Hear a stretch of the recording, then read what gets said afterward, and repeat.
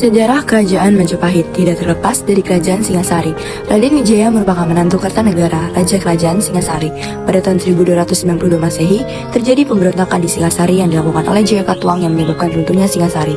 Pada waktu itu, Raden Wijaya melarikan diri bersama Arya Wiraraja. Raden Wijaya kemudian mendiam di sebuah hutan di Trawulan yang merupakan tanah Sima pada masa Kerajaan Singasari.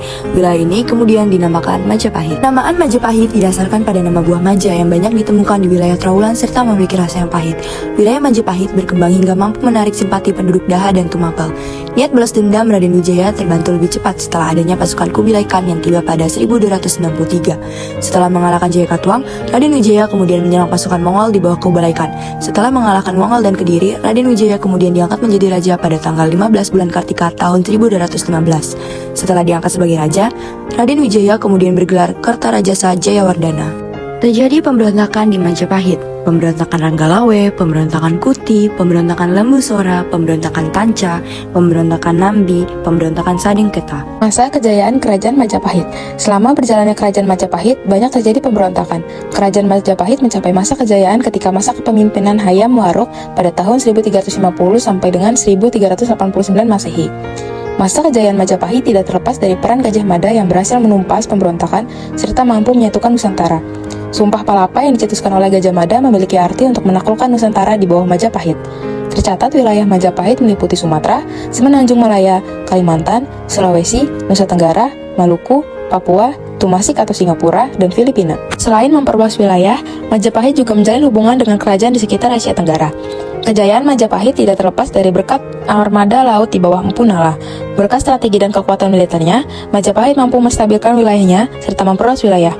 Selama berjaya Kerajaan Majapahit menjadi pusat perdagangan dengan komoditas ekspor yaitu lada, garam, dan lengkeng. Raja-raja Kerajaan Majapahit: Raden Wijaya, Srijaya Nagara, Tribhuwana Tunggadewi, Hayam Wuruk, Wikramawardhana, Dyah Ayu Kencana Wungu, Prabu Brawijaya I, Prabu Brawijaya II, Prabu Brawijaya III, Prabu Brawijaya IV, Prabu Brawijaya V, Prabu Brawijaya VI, Prabu Brawijaya VII. Keruntuhan Kerajaan Majapahit. Pasca meninggalnya Gajah Mada dan Hayam Wuruk, Kerajaan Majapahit mengalami kemunduran. Hal ini diakibatkan oleh kurang cakapnya penerus Hayam Wuruk untuk mengelola wilayah kekuasaan Majapahit. Berikut adalah faktor runtuhnya Majapahit. 1. Banyak wilayah taklukan yang melepas diri. 2. Terdapat konflik perebutan tahta. Yang ketiga, meletusnya perang Paregreg. Yang keempat, semakin berkembangnya pengaruh Islam di Jawa. Kerajaan Majapahit berakhir pada tahun 1527 setelah mendapatkan serangan dari pasukan Sultan Trenggana dari Demak. Sejak saat itu, wilayah kekuasaan Majapahit berpindah ke Kerajaan Demak.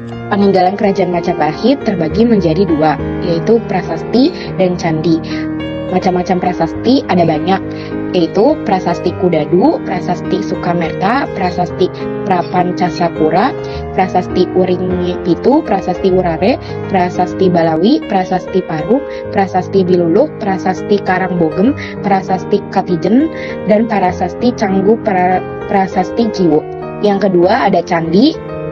Macam-macam candi ada banyak, yaitu ada Candi Tikus, Candi Bajang Ratu, Candi Wringin Lawang, Candi Brahu, Candi Pari, Candi Penataran, Candi Jabung, Candi Sukuh, Candi Ceto, Candi Wringin Beranjang, Candi Surawana, Candi Minak Jinggo, Candi Rindi, Candi Kedaton, dan Candi Sumber Jati.